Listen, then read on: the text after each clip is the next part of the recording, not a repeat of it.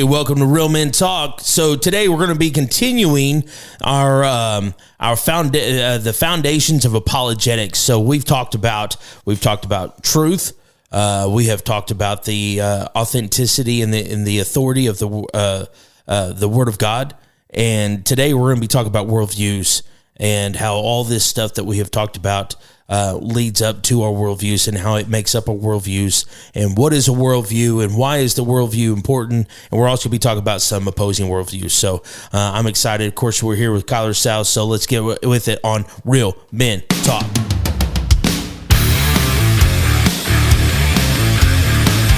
Welcome to Real Men Talk, discussing the tough issues facing men and their families every day. Here are your hosts. What's going on? All right, here we go. We're going to get right into this. We've got a lot of ground to cover. What's up, Kyler? Hey, guys. What's up? All right, so worldviews. Of course, you know, with the discussion that we've had with truth, you know, of course, there is absolute truth. We know that Jesus is the absolute truth. The Word of God is our tangible Jesus, and there is no truth outside of it. And we know that we can historically back up the Word of God, and that it is accurate. And history proves it. You know, there's outside sources. You know, if you have not listened to those podcasts yet, you need to go back and listen to those. The foundations of apologetics, part 1 and part 2, and authenticity unveiled. And you should definitely go check those out if you've not, because those are going to be imperative to what's here. So this is kind of what I would call the third part of just the foundations of apologetics. And of course, there's so much more to this. There's so much more to apologetics. You can talk about apologetics for a year and not cover everything. And I've been listening to a lot of William Lane Craig, and that dude, if you've never heard of William Lane Craig, the dude is unbelievable. He's brilliant. He's got like 2 PhDs, and the guy's like stupid smart, but he is so good when it comes to apologetics. And so, but anyways, so we're gonna get with this. So worldviews, your worldview is important because it's what makes up your mindset. It's what makes you the way you view the world, the way you view everything. You know. So what is a worldview? We're just gonna start right there. A worldview is a collection of attitudes, values, stories, expectations. And expectations about the world around us, which inform our every thought and action, you know. And so, I mean, that's the sum of it. And your life experiences is what makes up those things. You know, the things that you've experienced, the stories of your life, the things that you value of your life. You know, all that stuff is all very important to our worldview. And George Barna, when it comes to a biblical worldview, he said it like this. He said, a biblical worldview is a means of experiencing, interpreting, and responding to the reality in the light of biblical perspective. So, worldviews. So, again, you know, what makes up our worldview? There's a book out there by Dr. Jeff Myers. It is called The Secret Battle of Ideas About God. And Dr. Jeff Myers, great guy. If you never listened to Dr. Jeff Myers, he's got a podcast called The Dr. Jeff Show. His whole thing is worldview. That's what he loves. That's what he does. That's his thing. And so he says that your worldview will be made up by 5 questions. Okay. Am I loved? If I were to disappear, would anyone miss me? How many people, you know, Kyler, you're a teacher, young kids, you know, how many kids you think ask this question often? Actually, it's funny you mentioned that. This week, I was talking to one of my students, and she pulled me out in the hallway, and she was like, hey, can I talk to you for a second, Coach Sal? I said, yeah, I can talk to you for a little bit. And she goes, sometimes I don't even feel wanted. I was like, I thought this was a science question. We're going deep. Okay. Yeah. I'm not that teacher that you usually go deep with. So I was like, okay, well, why don't you feel that? She goes, well, and she's in the foster care system. And she goes, you know, my mom and dad didn't want me. My grandparents didn't want me. And now my foster placement doesn't want me. doesn't want to have anything to do with me, doesn't like me. He tells me he doesn't like me.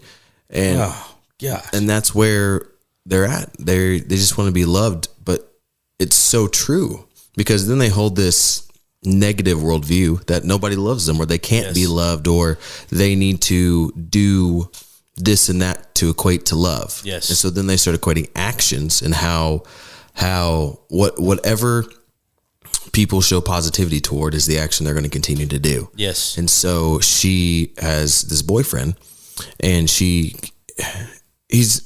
not going to say he's a bad boyfriend. He's not a bad boyfriend. I mean, there's some things he does that I necessarily wouldn't agree with, but he's all right. Mm-hmm. But she's learned to take on the role of taking care of him because that's how she feels loved. She feels, as long as she feels needed, she feels loved because nobody ever has needed her. Nobody's ever wanted her. Yeah. And so it's so true.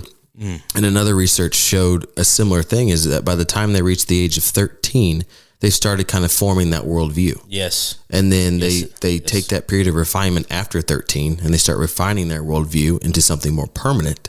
And then by the time they get, I think it was 18 or 21, one of those two, I don't remember which one, then it's pretty much a staple worldview. This is how I'm going to view the world and this is how I'm going to live the rest of my life. And it's so true, especially for youth, especially for people growing up, because by the time they are 13, they've seen a lot. They've experienced a lot. Yes. They've gone through a lot.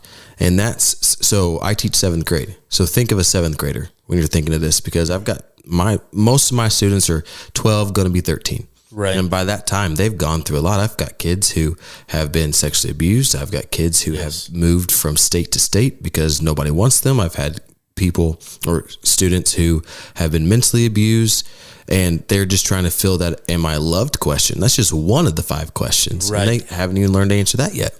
Right. So go ahead. So it's important that we ourselves answer that question as we're forming a worldview. Because if we don't form that question, if we don't answer that question, and we don't have an answer to that question, what kind of worldview are we going to take? That's exactly right. And to understand, not everybody holds the same worldview as you do. Right. You know what I mean? And so you take somebody like this young lady who has been torn out of her home. There's no telling what has happened inside her home. Here she is, she's in foster care. Her foster parents, apparently seem like they don't like her, know, and you take somebody like that versus somebody who was raised in a loving home with 2 biological parents. Yes. And they're going to have 2 different worldviews. Exactly. They're going to have, you take somebody, like myself, both of my parents are divorced. Mm-hmm. But my dad, I call him my dad, not my sperm donor that lives in Texas, but, yeah. But that's true. But even then, you take somebody like me who's from a broken home, but have been raised by the same 2 people for a really long time. They got married when I was, I don't know, 7 or so, 6 or 7. Right. And so you take something like that where, and my worldview is going to be different than, like this little girl's worldview, exactly. Or somebody who's been in 2 different or raised by 2 biological parents, exactly. In a loving home. And so all these experiences, they make up your worldview. And for us to understand, when it comes to apologetics is all about witnessing, right? Mm-hmm. At the bottom of it, at the core of it, it's about evangelism. And so to understand that people don't see things the way that you see them because they have been hurt is important. When you go to somebody and you're trying to witness to them, and all they want to do is hurt you. The saying, hurt people. Yes. And and to understand where that's coming from, that's not them. That's their experiences. That's their worldview that's speaking there. That's their defense against everybody else. Is because they feel like because they've been hurt so much, the only way they can interact is to hurt people. Right. And we are creatures of habit. We take these learned behaviors, and that's how we express ourselves. Yes. And that's a lot of the times we don't, especially by the time they're 13, we don't teach them how to handle their emotions. We teach them how to target, I guess, their emotions. So if they think that they're angry, then they want to punch something or they want to throw something. They don't want to talk about it. They don't want to learn from it. And it's hard. It is hard. It is hard. The second question is also a big one. It's why do I hurt? Mm-hmm. Bad things have happened to me. Can I overcome and find joy? And when you look at the statistics of teen suicide, and or not even teen suicide, just suicide in general, and the amount of anxiety and depression and stuff like that that's inside the world right now. This question haunts people. Why do I hurt? Right now in our apologetic Sunday school class that I'm teaching, we're discussing evil. That one of the biggest questions is, if God exists, why is there evil? Right. Because everybody has been hurt. Nobody is exempt from suffering. Nobody is able to get past it. Everybody suffers, and it's all on a different level. And you have, as a matter of fact, I was just watching a video a while ago, and this lady, she was like, where was your Jesus when my brother was being sexually abused, when I was being sexually abused, when my dad, died, and my mom left us, and my oldest brother was beaten to death. Where was your Jesus then? And people are asking this question. Right. Why do I hurt? And it's one of the biggest questions that make up a person's worldview, because everybody hurts. Yes, but they target those questions at the wrong people. Yes, they target those questions at man, and it's not for us to answer. It's not for, you can ask God the hard questions. You can ask him. Yes. Now, when you ask him these questions, you may not get the answer you want. I mean, he's a fair God. Right. He is. He's going to give you the truth. And sometimes the truth is not what you want to hear. No. What you want to hear is, I never wanted you to go through this. Right. And he didn't. He did not want sin into this world. He did not want us to come into a world where we had to, sow the land in order to have food. He didn't want us to have to do that. We chose that life. That's right. We were forced into that because we chose sin over God. We chose lies over truth. Right. We chose the devil over God, who was with us and provided for us. But we target those questions at man, who we don't have an answer. That's right.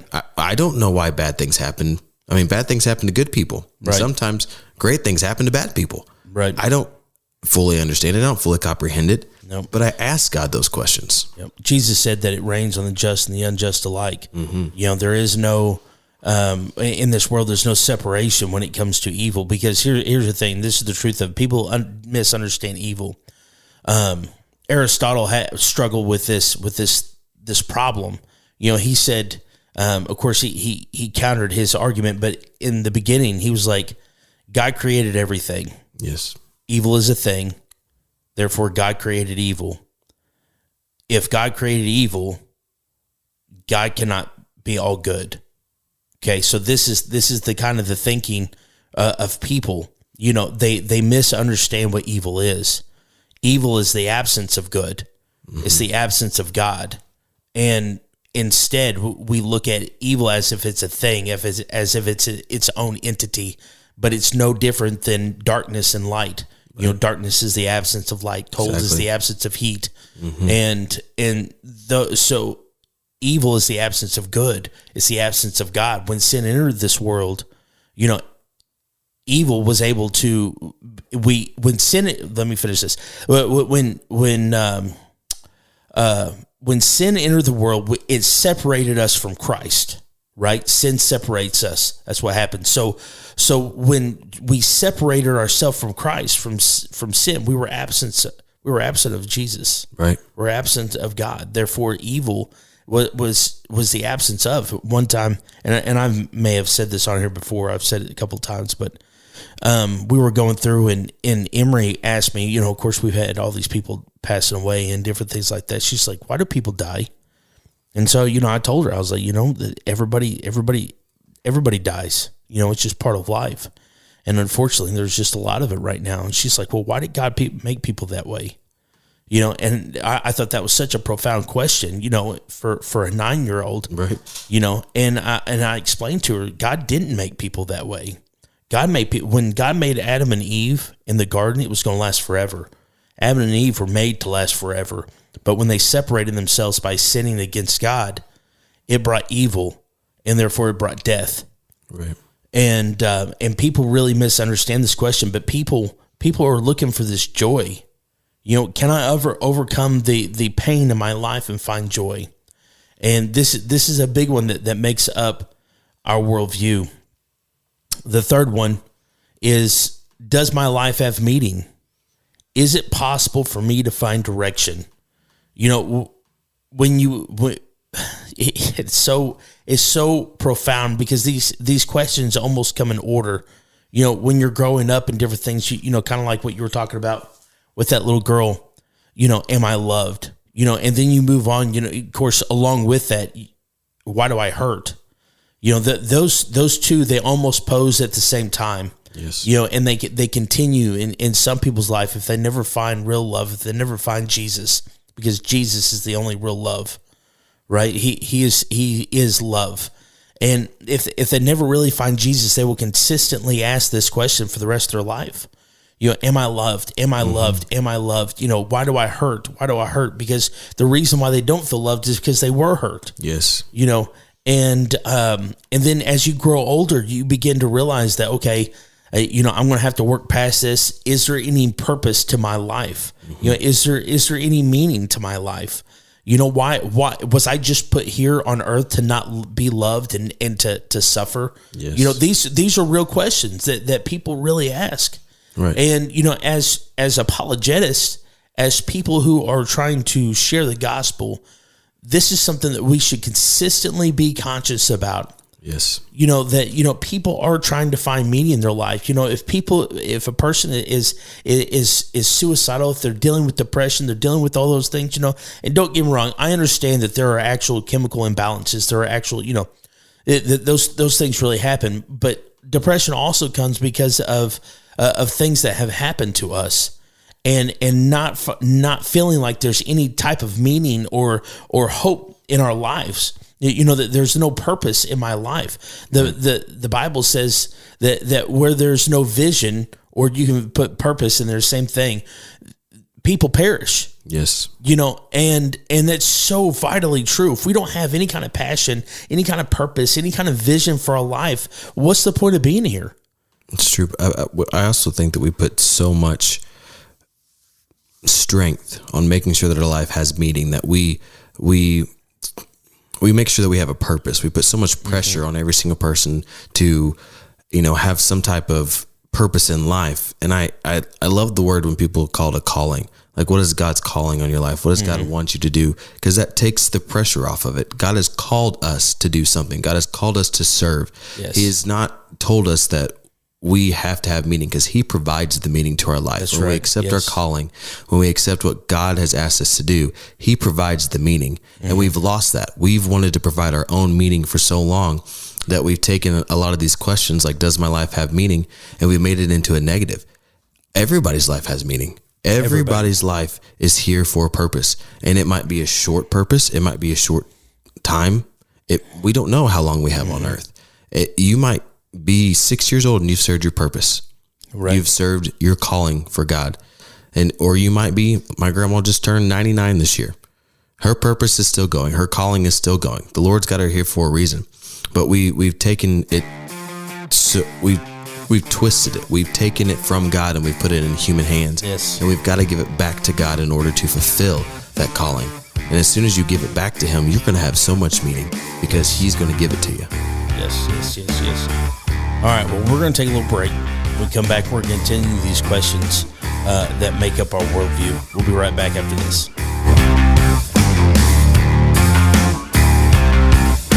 This portion of Real Men Talk is brought to you by the Jeweler's Bench.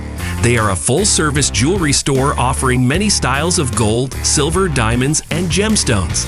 And all jewelry repair is done in-house, so you can get your treasured pieces back as soon as possible. They are also a licensed Citizen Watch dealer. Make sure to visit them today at 1353 North Westwood or call 573-686-1522. Call or stop in and thank them for bringing you Real Men Talk. If you want to join in the conversation, join us on Thursday nights at 6:30 p.m. We gather with other like-minded Christian brothers to discuss hard-hitting topics that affect men on a daily basis and use a biblical approach to overcome common strongholds that affect our families. We show men the importance of being the spiritual leader of their home and what it means to be a real man in the eyes of Christ. Join us at the Palace of Praise, located at 1400 Herschel Best Boulevard in Poplar Bluff, Missouri. We meet in room 400 every Thursday. Come be a part of the discussion.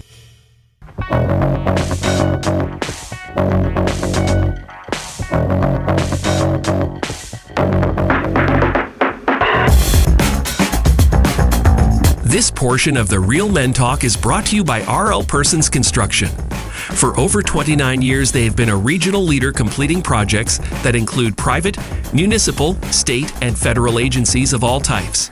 From mass grading, utilities, concrete of all types, to buildings both conventional and pre-engineered steel. You can expect excellence in all aspects of their finished work.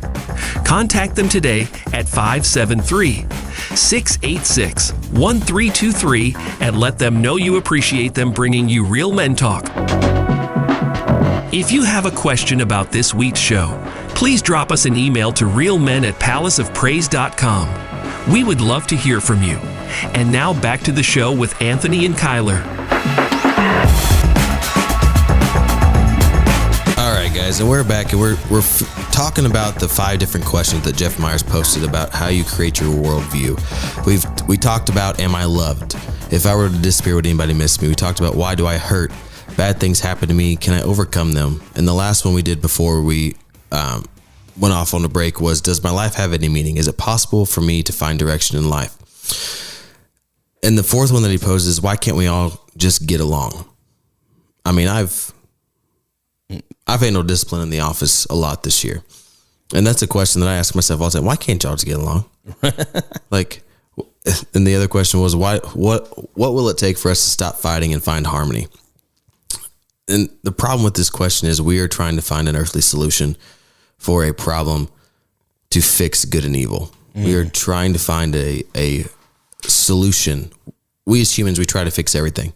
We try to take it into our own hands. We try to shift that power, and we can't. We are never going to be able to stop the fight until the very end. Right. Yeah, because if evil's in the world, then there's obviously going to be bickering and fighting and different things like that, you know. And we're going to this is a question that is asked often, you know, throughout the world. And you know, because there's constantly bickering, there's constantly fighting. You have family members that are fighting all the time. If you live, you know, these people who live in like the inner cities where there's a lot of gang violence, you know, different things like that, that this question can really hit home. And it's another question that we need to understand when we are going to when we are witnessing or we are evangelizing. You know, and people really want to know this question. Want to know why a person's worldview is skewed. This is part of the problem. If they, again, you know, it goes back to hurting the evil in the world and different things like that. You know, and so that they want to know, you know, along with their pain, along with, you know, are they loved? Is there meaning in life?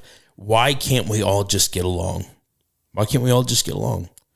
And, you know, I'm sure every one of us listening to this podcast, every one of you listening to this podcast have asked yourself that question one time or another. And the fifth question that he has asked that makes up our worldview is there any hope for the world? So many things are going wrong. Are we doomed? You know, you look at it, oh my goodness, especially right now. You look at like Russia and Ukraine, the things that are happening in Iraq, and you know, people talk about the Gog and Magog war and all these different things. You know, it could be very easy to ask this question: are we doomed? Are we? Is all hope lost? This world, you know, you hear people say all the time, the world's going to hell in a handbasket. You know. And, you know, is there any hope for it? You know, and the truth of the matter is there is. Jesus is the answer for everything, you know, and I don't want to make it sound like that's a generic answer, because that's not what I'm trying to do. But I do want to make sure that we understand that Jesus is the answer to everything, the answer to every one of these questions. And, am I loved? You absolutely are loved. Jesus loves you, more than anything. He loves you. And he loves you so much. He died for you, and why do you hurt? And unfortunately, hurt and suffering is part of evil, which we talked about, is the separation, or is the absence of good. It's the absence of Jesus. You want comfort in your pain? Find Jesus. Find Jesus. Does my life have meaning? You want meaning and purpose in your life? Find Jesus, because he created you for a purpose. You were created for a purpose. You were created for a reason. And that meaning and purpose is only found in the person of Jesus Christ. And he will guide you to your purpose. He will show you your way. And then can we all just get along? Of course, of course, Jesus is the answer to that. He brings peace. He brings harmony. He brings comfort. And is there any hope for the world? And again, we go back to absolutely, Jesus is the hope for the world. But these 5 questions is what will make up every person's worldview. In one way or another, they will ask themselves either all 5 of these questions, or at least the vast majority of these questions, especially depending on age. You get teenagers and stuff, they may not really grasp the whole, is there any hope for the world yet, type of thing. But they will ask the question, am I loved? They will ask the question, why do I hurt? Does my life have meaning? Can we all just get along? They will absolutely ask those questions. I've got a 14-year-old daughter. I know she asks those questions, and so these questions also make up your worldview. And knowing what makes up your worldview, you can kind of see why your worldview is the way that it is. Right. And again, a person who's been raped in life and beaten and been just mistreated and versus somebody who grew up in a very good home, they're going to have two different worldviews. You take a good old country boy versus a city boy, they're going to have different worldviews. Right. Their experiences are different. You take a billionaire versus somebody who grew up dirt poor, they're going to have different worldviews.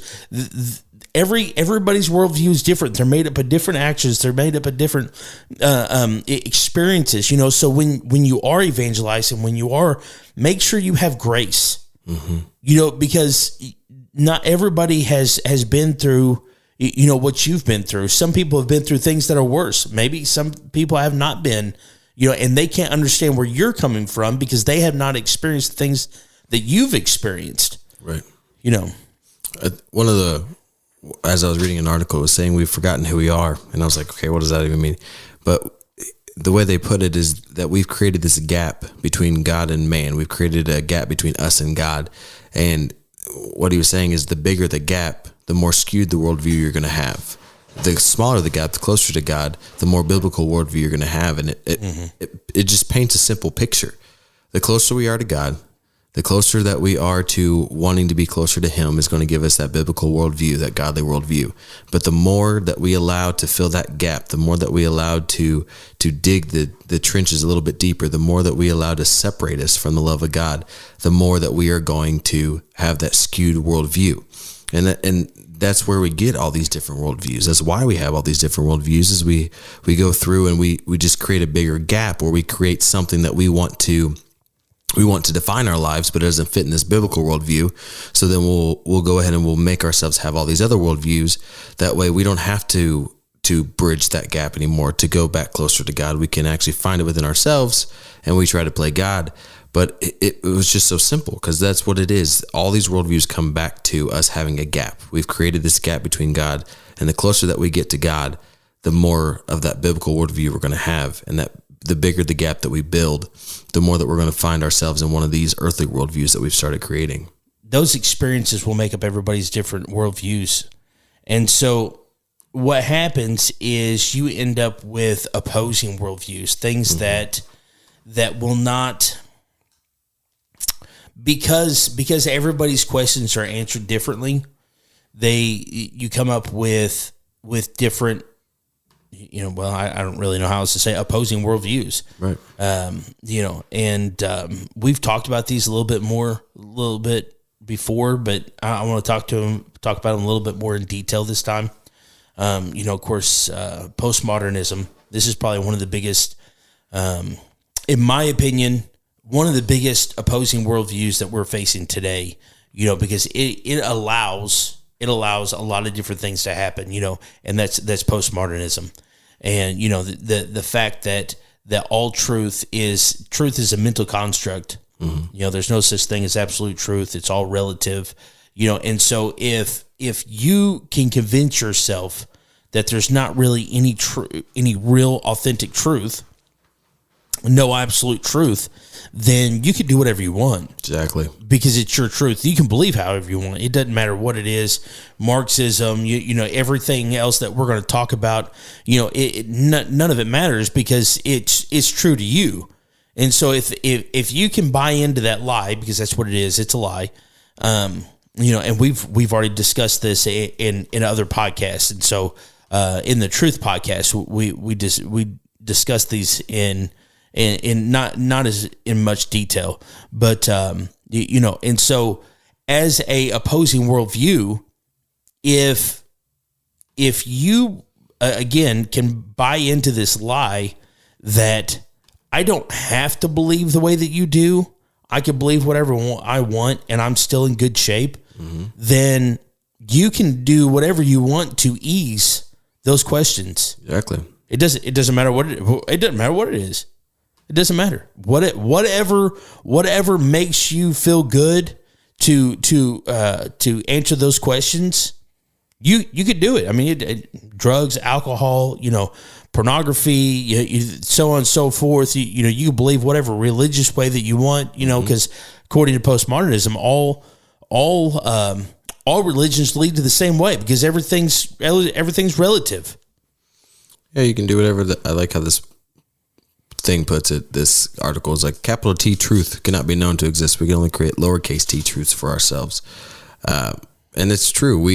When you went back to, you were saying you could be an alcoholic and that's fine. You can do drugs. That's fine too. You can be any gender you want to. That's fine. You can be a cat if you want to. That's fine. It's just, we've gone past the point of truth and we've started just, what's the word I'm looking for? We've started just accepting everything is truth. Everything, now. Yes. Whatever it is true. There's no falsities to life anymore. Yes. It is, even if it opposes the Bible, even if it goes against moral constructs and ethics and everything else, it's fine. You can do whatever you want to, and that's one of the big things right now in women's sports is that they're transitioning males into the sport, but it's okay, because they're females, and there's so many different people that I watch on the YouTube shorts that are like arguing it, and I'm like, I don't want to say they're fighting a losing battle because they're not. It all needs to be said, but we try to force people to believe a certain way, and we can't force them, which is the whole apologetics thing. You have to bring it into a loving way. And with postmodernism, their mental construct has been so skewed by everything in the world, everything that we've allowed, that there are times where I'm like, oh, Lord, I just need you to come back tomorrow. Right. Like, I just need you to hurry it up. I know that you're going to come like a thief in the night, but tonight's fine. You can be a thief right now. Right now. And we get impatient as we're trying to, we're trying to fix the world to do the best that it can. We're trying to fix the world to transition to that biblical worldview. And it's hard because you can't, if somebody accepts something as their truth, there's nothing that we can do except for pray and love them and do as much as we can to get that changed. That's right. And provide them with as much of the actual truth as we can. Yes. And Dr. Jeff Myers actually has another book called Truth Changes Everything, and you were talking about the big T truth and little t truths, and he mentions that in his book. And it's a pretty good book if you guys ever get a chance to read it, called Truth Changes Everything, and The Secret Battle of Ideas About God. Of course, both of them are all about worldview. And but that's exactly what everybody has, according to culture, everybody has their own truths, little t truths. And, it could be whatever they want it to be. It doesn't matter. If you want to be a girl, if you want to be a boy, if you want to be a cat, you want to be a dog, whatever it is, it's your truth. Just lay in it, just bask in it. That's your truth. And then they're completely disregarding big T truths, which is, or I should say big T truth, which is the Word of God. There's only one truth, and that's Jesus Christ. So another opposing worldview is new spirituality, and a lot of things fall underneath this. Of course,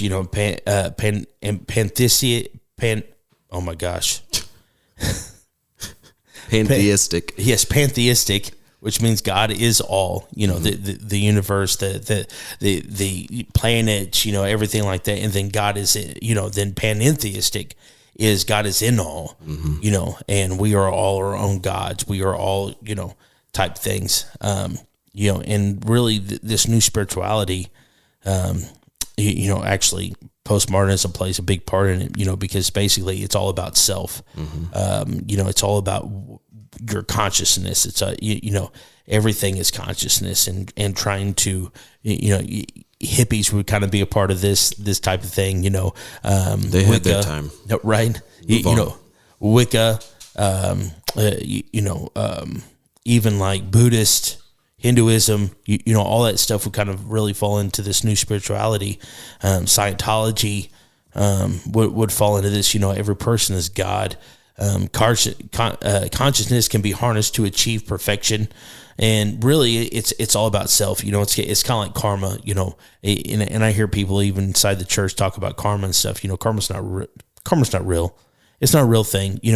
And you people like the concept of karma because it's you get whatever you give, you get, kind of thing, which is actually a biblical thought process. It's a biblical construct, that you reap what you sow, but according to karma, you have to do so many good things in order to offset the bad things. It puts all the control on us, and that's not the truth. That's not how things are supposed to work. And then I tell you what, let's go to a break, and then we will come back and we will finish these opposing worldviews. So we'll be right back after this. This portion of Real Men Talk is brought to you by the Jeweler's Bench. They are a full-service jewelry store offering many styles of gold, silver, diamonds, and gemstones. And all jewelry repair is done in-house so you can get your treasured pieces back as soon as possible. They are also a licensed Citizen Watch dealer. Make sure to visit them today at 1353 North Westwood or call 573-686-1522. Call or stop in and thank them for bringing you Real Men Talk. If you want to join in the conversation, join us on Thursday nights at 6:30 p.m.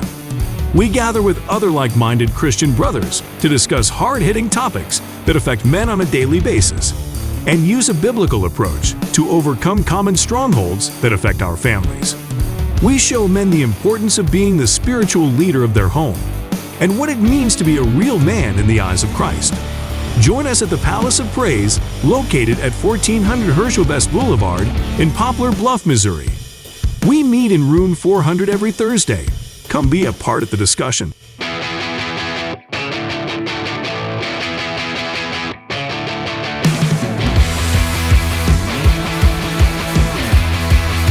This portion of the Real Men Talk is brought to you by R.L. Persons Construction. For over 29 years, they have been a regional leader completing projects that include private, municipal, state, and federal agencies of all types. From mass grading, utilities, concrete of all types, to buildings both conventional and pre-engineered steel. You can expect excellence in all aspects of their finished work.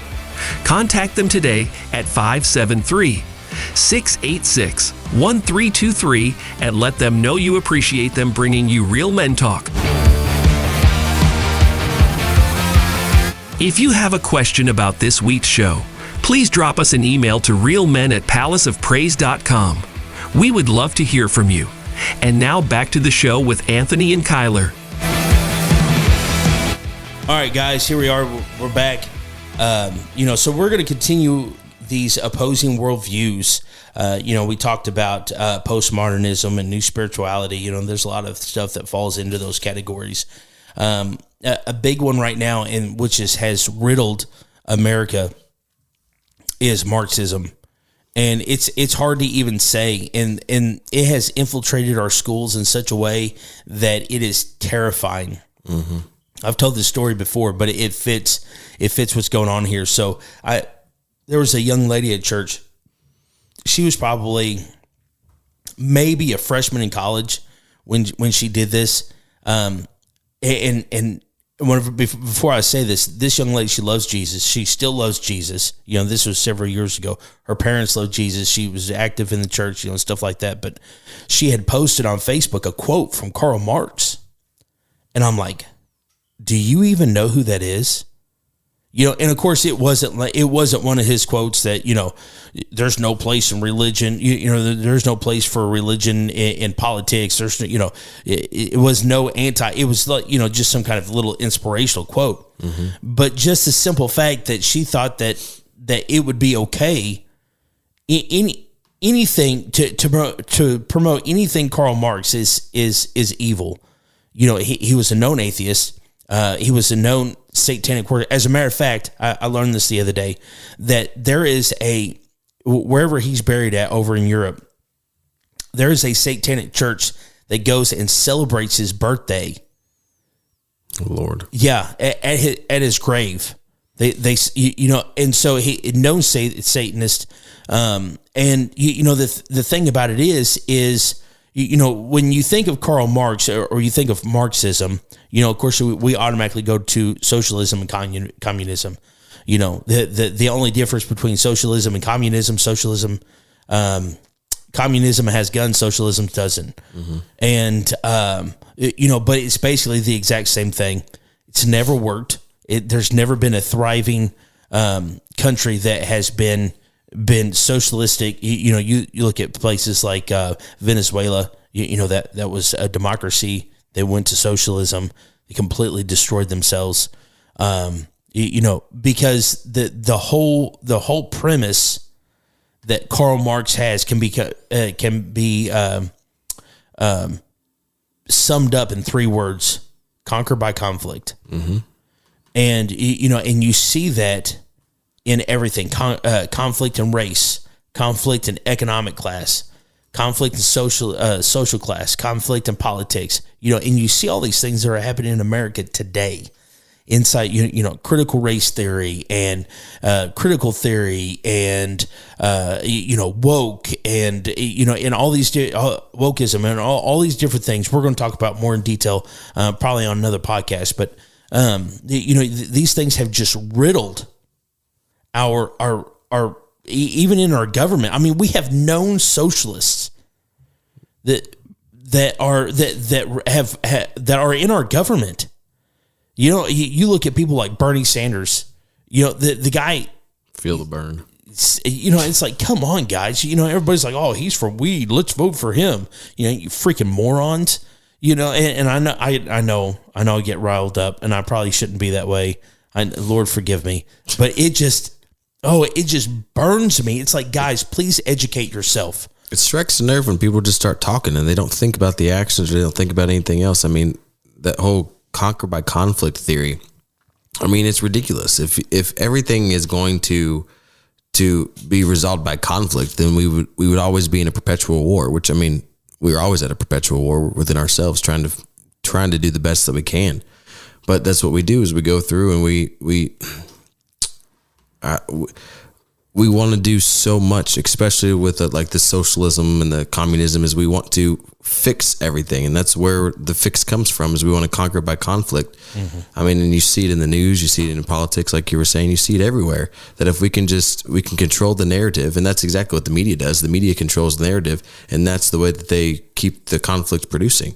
That's right. Because conflict sells, conflict gets viewers, conflict will get more Instagram followers, will get you more TikTok famous, it'll get more subscribers on a news channel. But it's ridiculous that we have turned to that as our means of gratification, I guess. Yeah, and you see it you know, throughout America right now, and you look at I don't even know what to call them, you know, terrorist groups, I guess is what you know, like Antifa and Black Lives Matter, you know, that their whole premise is to destroy the nuclear family. You know, it's in their mission statement. You know, conquer by conflict. You know, the burning down buildings and tearing things up, and you know, and all this stuff. And I was listening to this podcast today, so I'm driving a truck right now, and a dump truck, and so I listened to a bunch of podcasts, and Cooper Stuff had this guy on, and I wish I could remember his name.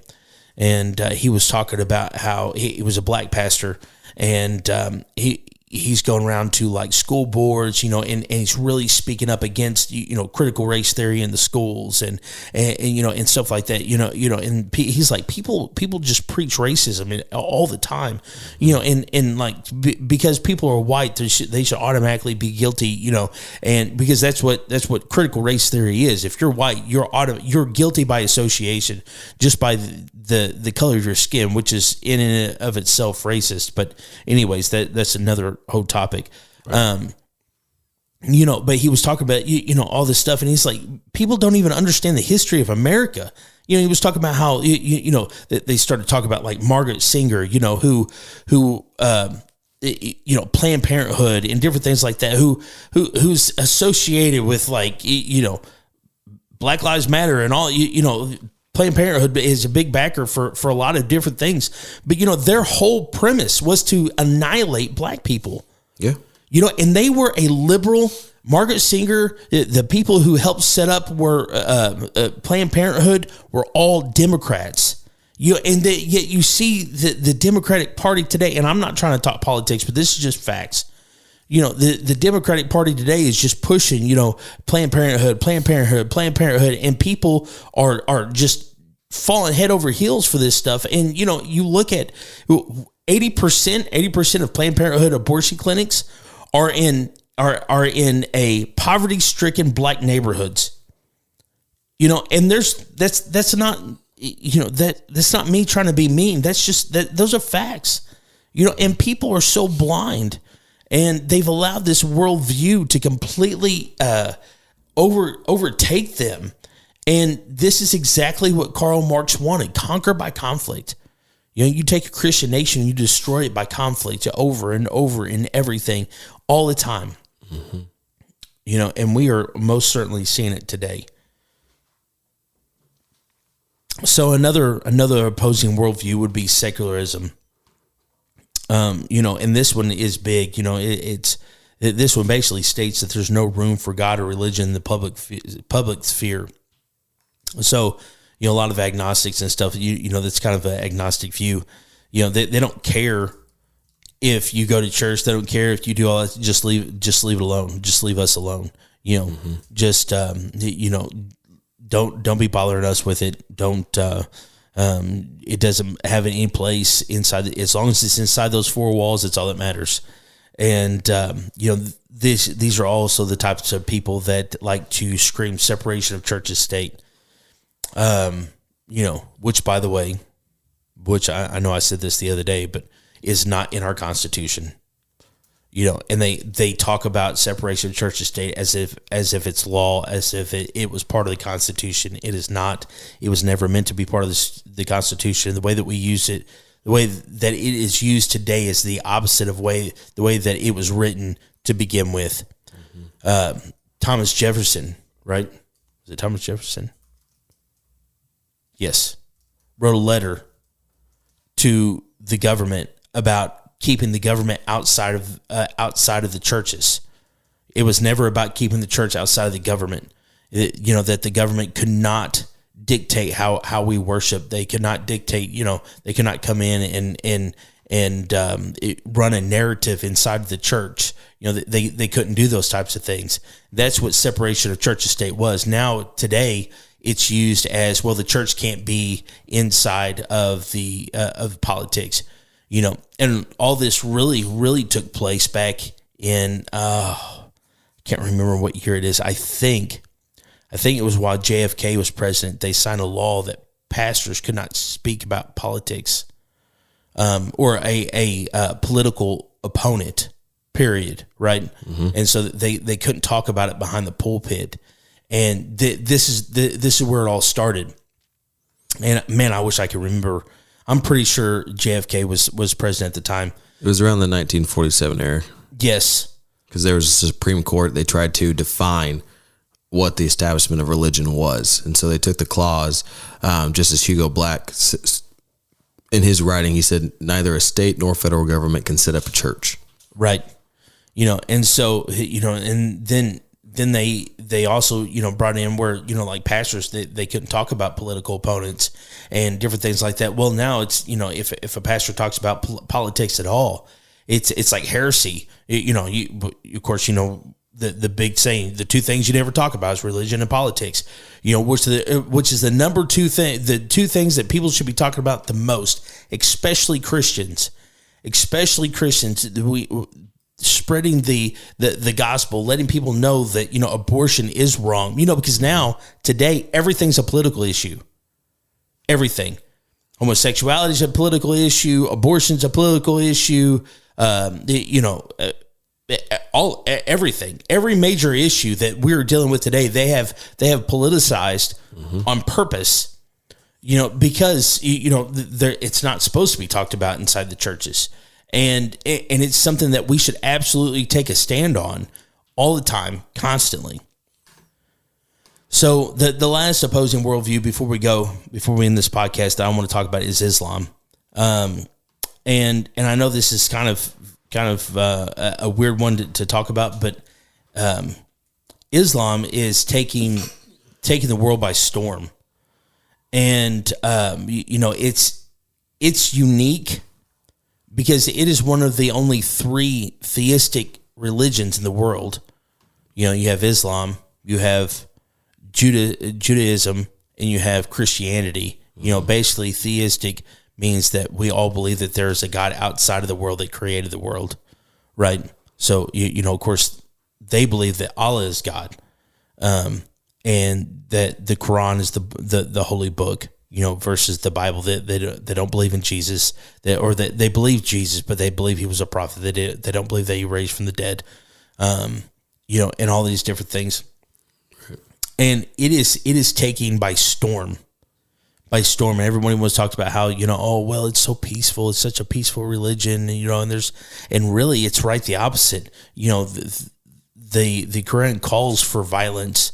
It calls for, to kill the infidels, and all these different things. And it has fooled the world, and it's crazy how, even though it's a theistic worldview, people don't mind if you're Muslim, or if you're Islamic. They don't care.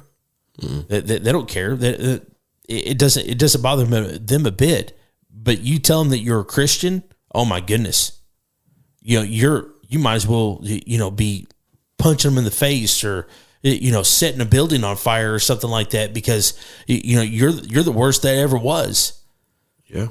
And it's mind boggling the way Satan has blindfolded people, to believing that these lies, these opposing worldviews that these people have fallen into, these, again, lies of the enemy.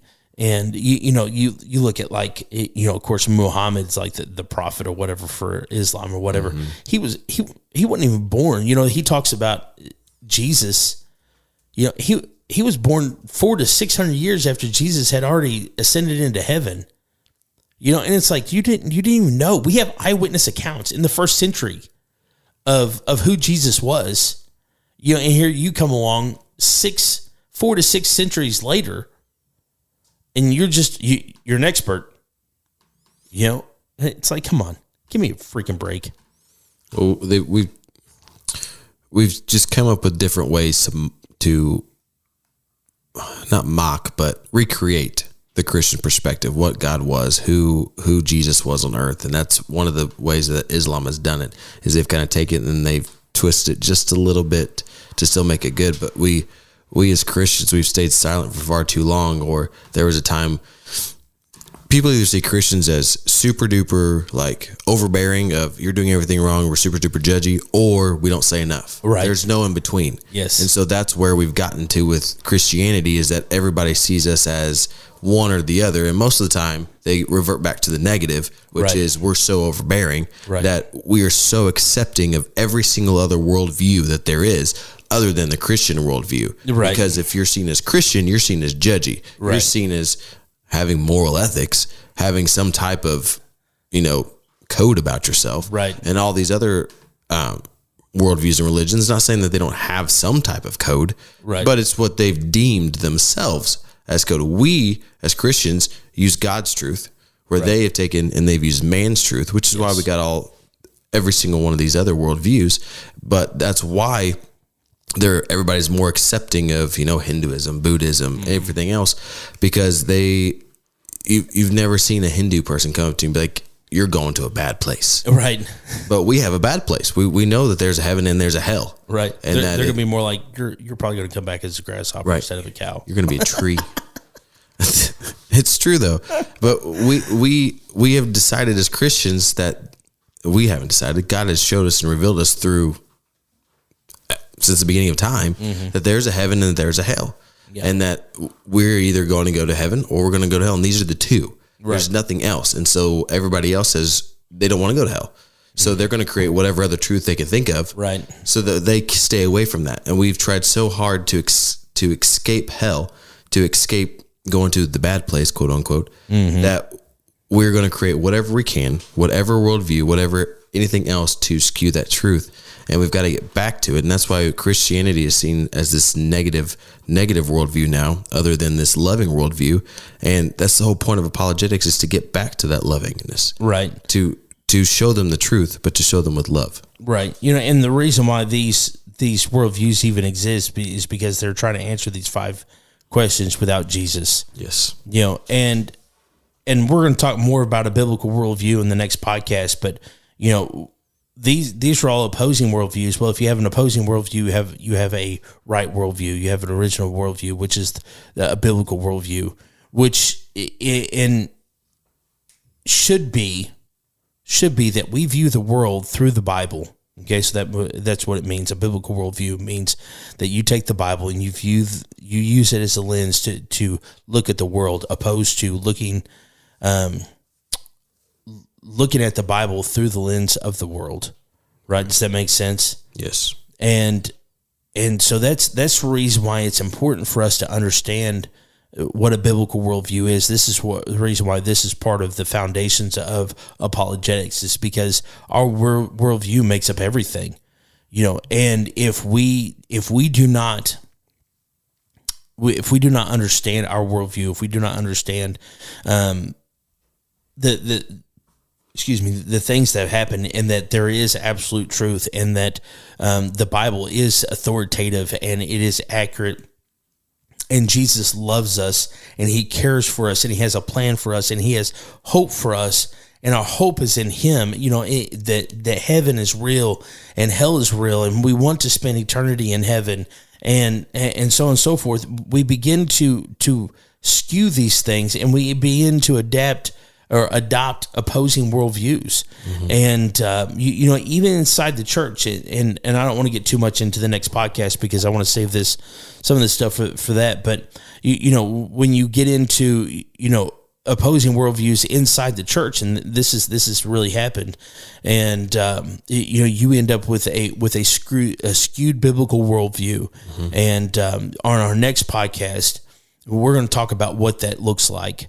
And I hope you check it out. It'll be Worldviews Part 2, and I hope that you guys listen to it. Listen, if you got questions about opposing worldviews, if you got questions about apologetics, maybe your foundations, you email us, realmen@palaceofpraise.com. You can contact us on Facebook, Instagram, Twitter. You can get a hold of us there. We would love to hear from you. Comments, questions, anything. If you like this podcast, if you're enjoying this, please share it. As of today, we have hit 99 followers. We were one away from being at 100, and it's a big time. We're really growing, and we would love to share Jesus with the world. Men need this type of stuff. If you know a man that could use this, that's struggling, being a leader that is struggling, with it, maybe with his faith, and he needs some foundation of what Christianity is really about, and the truth about Jesus Christ. Share this stuff with him, and we love you guys. We would love to hear from you guys, and so, as always, I want to end in a prayer.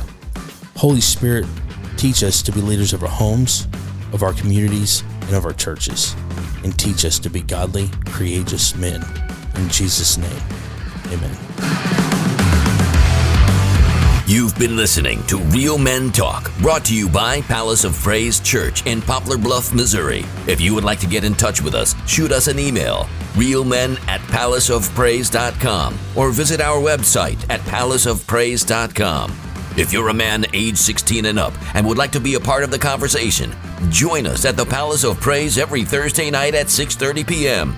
If you don't have a home church, consider joining us for worship on Sundays at 10:30 a.m. and 6 p.m. Palace of Praise is located at 1400 Herschel Best Boulevard in Poplar Bluff, Missouri. New episodes of Real Men Talk drop every Thursday at 5 p.m. You can find us at iTunes, Google Play, Spotify, Anchor.fm, Amazon, and more. Real Men Talk is a production of Palace Media Service.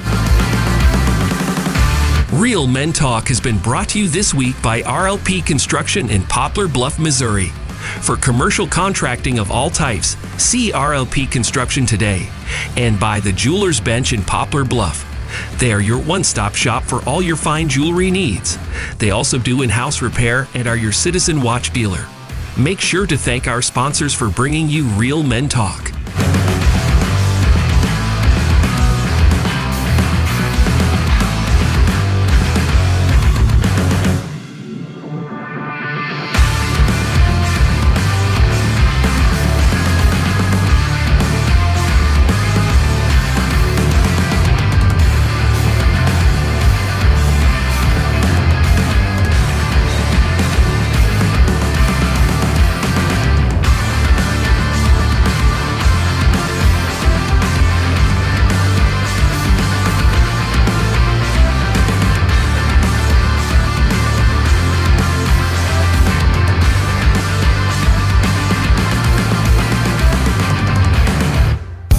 If you want to join in the conversation, join us on Thursday nights at 6:30 p.m. We gather with other like-minded Christian brothers to discuss hard-hitting topics that affect men on a daily basis and use a biblical approach to overcome common strongholds that affect our families. We show men the importance of being the spiritual leader of their home and what it means to be a real man in the eyes of Christ. Join us at the Palace of Praise, located at 1400 Herschel Best Boulevard in Poplar Bluff, Missouri. We meet in room 400 every Thursday. Come be a part of the discussion.